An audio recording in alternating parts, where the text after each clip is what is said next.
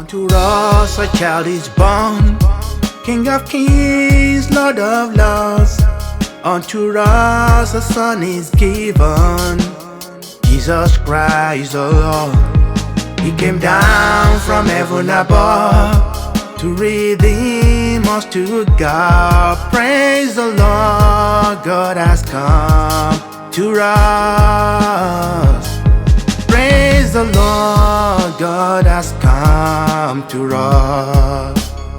You know, the beauty of any church are those pillars that hold them together. God has blessed us in this church with great men of God and women of God who hold different pillars and committedly do so. Some of us probably don't see Pastor Flanagan every Sunday here. Amen. He goes all over the churches. You want to call him the ministry evangelist or apostle, call him anything you want to call him. Everywhere he's been called him. They are either in Derby or London or Birmingham. But today we just feel that we should hear his voice. The principal of our school of ministry. Rise to your feet and let's celebrate God's servant this morning. It will be a blessing for us. Amen. God bless you. The title of our message today is The King is Born. The King is born. Just so that there will be no confusion, understand that the title is not A King is Born. The title is The King is Born. The King is born. There are many kings, but there is one The King. Someone listening to me. He is the King of Kings. He is the Lord of Lords. He is the King from whom every other king owe their authority and their power. He is the one that lifts up a king and pull down one. He is the one that determines the extent to whatever kingship. You understand that he is the one that told Nebuchadnezzar, be quiet. Someone listening to me. So my title is The King is Born. Praise the Lord. You know, I always enjoy the song that Obina sings. And by the way, the wife sings it better.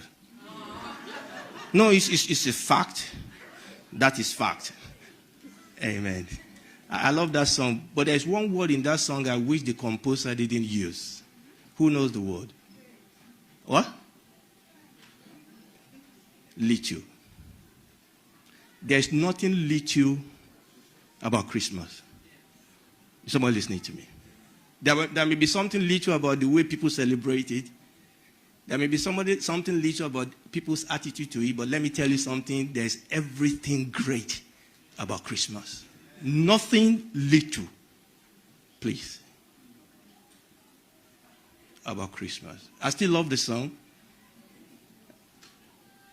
When we understand what Christmas is all about, and I'm believing God that in the very few minutes that we have now, that the Lord will also, for some people it will be a reminder, for some people it may be new.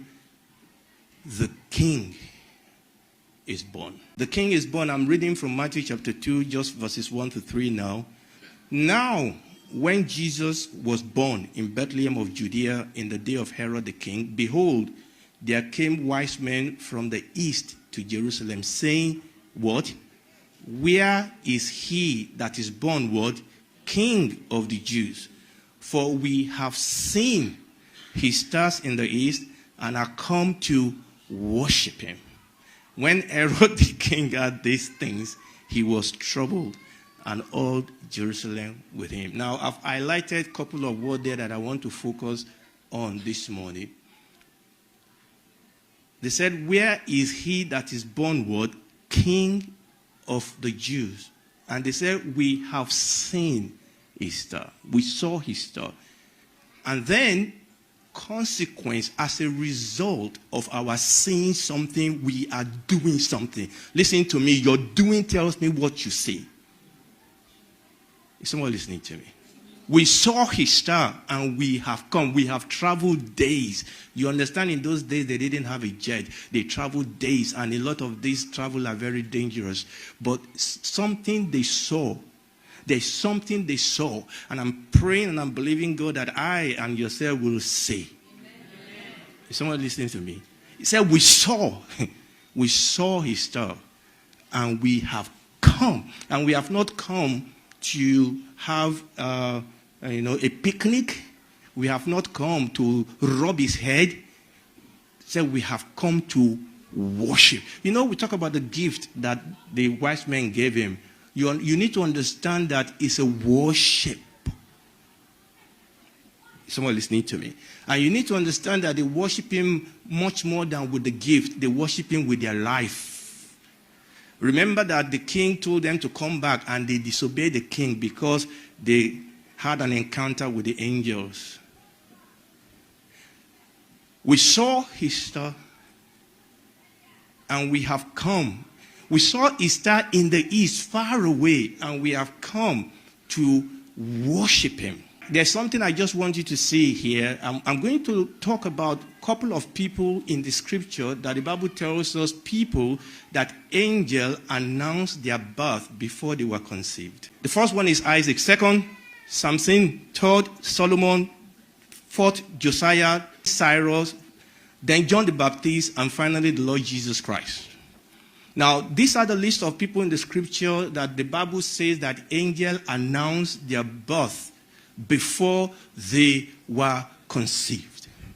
Now, it's interesting to look at these people and see how they relate to the Lord Jesus Christ, but that is not what we are doing today. Now, we need to mention Ishmael, and we need to mention the son of Isaiah called, I'm not going to call his name, it's too long. All right? I'm mentioning the name of Ishmael because the angel did mention the name of Ishmael, but that was after the mother was already pregnant with him. Okay, but the reason I gave you this list is this. There's something about when the angel of God actually announced the conception and the pregnancy and the birth and actually gave the name of a baby before they were born. Someone listening to me. But obviously, we are much more interested in the Lord Jesus Christ today. Now, the thing is that in the case of the Lord Jesus Christ, his birth was announced before he was conceived. We read that in the book of Matthew chapter 1. You remember the angels went to the shepherd. Those were local. Those are your local BBC Nottingham. The international network were the people, the wise men from where? From the east. God used the star to announce the birth of the Lord Jesus Christ. Now, why am I telling you this? Listen to me. I want us to take a lesson from royal birth. Now, listen to me. The birth of the Lord Jesus Christ was not the same thing as the birth as the royal birth. Remember what I said? This is the king. But there's a lesson here. Question: why is it that when any one of the royalty are pregnant, there's so much excitement? And I don't have time to go into what they do or what they don't do. Do you know the reason why there's so much excitement is because somebody is being born that has the potential to be the future king or queen of the land. That is why it is important. That is why it's so important. And I was looking at some of the things that actually happen when a royal is wanting to give birth or when a royal gives birth. It's a long list. I don't have time to go through that. But I've listed 3 things here that is very important. When a royal gives birth, before they tell every one of us what has happened, first of all, the queen or one of the very highly placed individual in the monarchy must be informed first. Do you know that the Bible says that the Lord Jesus Christ was given from the foundation of the world? Before the foundation of the world. He was already given, and he was already given to die before the foundation of the world. The other thing that happened is that Buckingham Palace will post a notice of his birth, and there will be an announcement. One of the things I saw when the Lord Jesus Christ was born is that God announced him. Why? Because this is the king. Now, what I'm telling you is this. You see, the problem oftentimes is that when we talk about Christmas, people talk about a child. Please, when we talk about Christmas, we are talking about the king. You see, there's something I want you to take home here, and that is why I look at that word little. You need to understand that when the Lord Jesus Christ was born, there was a conflict. There was a violence. Is someone listening to me? Because this is an invasion. All right? We are the one that think a child was born. The devil knew that this is an invasion. This is an alien. In inverted comma. This is somebody that is invading my territory. Another king is invading my territory. This is war.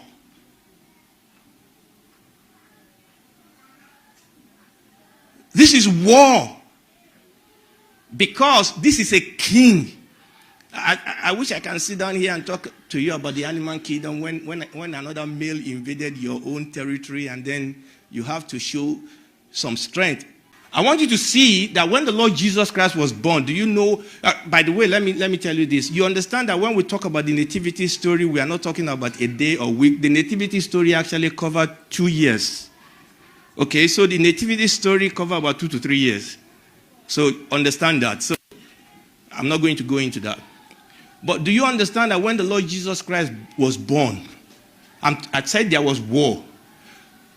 So the wise men said, where is born what? The King of the Jews. I'm going back to my first slide. The king. That was you need to understand that the issue was who is the king. Do you understand that every time that word was used for Jesus at his birth, and it was used for Jesus at his death? Do you understand that? And that the message of John the Baptist is what? The kingdom of God is among you. Repent, the kingdom of God is among you. What was Jesus' message? Repent, the kingdom. Jesus said, if I by the finger of God do cast out demons, the kingdom of God is among you. What was the message of the early apostle? Is the kingdom of God. This was an invasion. Nothing is ever going to be the same again. Now, as you can see there, when Jesus was referred to as King of the Jews, both at the beginning of his life and at the end, at the beginning of his life, when he was called the King of the Jews, many children lost their life. What was the issue at the end of his life? Why was he condemned? Because he said he was the King of the Jews. What was the title that was put over his head? Behold, Jesus, the King of the Jews. Did you see the interrogation that was going on between Pilate and Jesus? Are you the king? Let me ask you a question. What is Jesus to you? A child that was born, is he your king?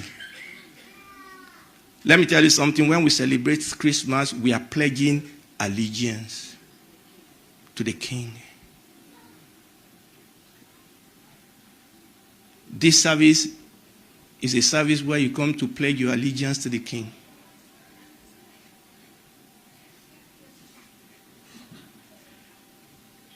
And you understand that when you pledge allegiance to the king, you are actually declaring war. You are taking side. You see, the problem here is that people don't want to take side. We want to do here, I want to do there. When you declare Jesus as your king, you are taking side. But thank God, because your king will protect you. So I want you to see that the issue here, when he was born, the issue here is the issue of kingship. The gospel, this is the gospel. It's about the king in his kingdom. And the Lord Jesus told Peter, he asked his disciple, he said, who do you say that I am? And that is the question I'm asking you today. This child we are here to talk about. Who do you say that he is? And Peter said, you are the Christ. Who is the Christ? The Messiah. Who is the Messiah? Is the king of God's kingdom. And Jesus said, flesh and blood has not revealed this to you, but my Father who is in heaven. We must have a revelation of Jesus that I may know him. And when we have a revelation of Jesus, we will have the key, the principle of the kingdom. And by the principle of the kingdom, we will do what? We will do battle. For me, this is the message of Christmas. That the king has come and he has started a kingdom. And that kingdom has a principle. That kingdom has a lifestyle. That kingdom has a constitution. And please let me tell you something. This kingdom is a serious kingdom. You don't come in anywhere. You don't go out anyhow. Someone listening to me. It's a kingdom. Isaiah said that the government shall what? Rest upon his shoulder. In other words, he is invested with the power to rule. He is the ruler.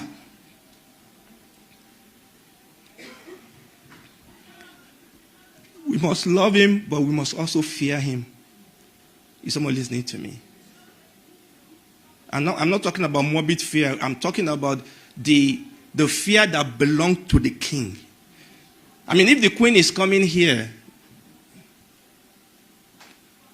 in 2 years' time, we will start cleaning now.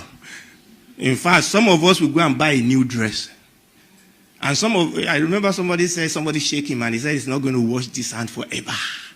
Because a prince has shaken my hand. And I'm talking about Jesus, the King of Kings and the Lord of Lords. The Bible says, in him dwelleth the fullness of Godhead bodily, and you are complete in him. The Bible says all things are created by him and for him. In the beginning was the Word was with God, and the Word was God, and the Word became flesh. And we beheld his glory. Jesus is not a story. Jesus is the King. Please stand up on your feet. He is the King. And I'm telling you something.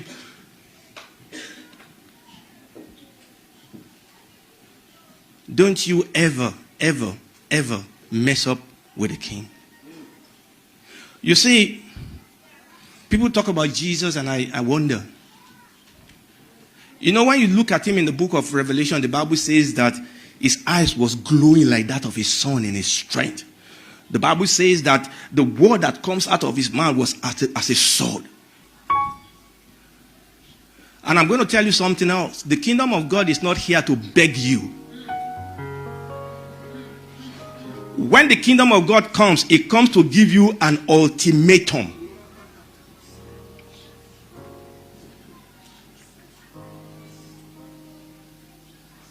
The kingdom of God with an ultimatum. The Bible says that fear him who has the power to destroy both the body and the soul in hell. Because sometimes we preach the kingdom of God as if it's a beggarly kingdom. The Bible says that from the days of John the Baptist, the kingdom of God suffered violence, and the violence pressed into it. They possess it by force.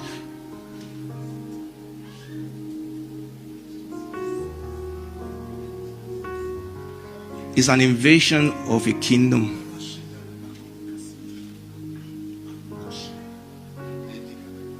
That's the child we are talking about. And by the way, it's no more a child. You understand that? We must remember his birth because we must remember his kingship. We must remember his kingship because we must remember his king. His kingdom. We must remember his kingdom because we must walk in the principle of the kingdom. But understand that the kingdom of God is not in meat and drink, but in righteousness, in peace, in joy, in the Holy Ghost. Hallelujah. Unto us a child is born, King of kings, Lord of lords. Unto us a son is given, Jesus Christ the Lord. He came down from heaven above to redeem us to God. Praise the Lord, God has come to us. Praise the Lord, God has come to us. Praise the Lord, God has come to us. Praise the Lord, God is here with us. Emmanuel, God has come to us. Jesus Christ, God has saved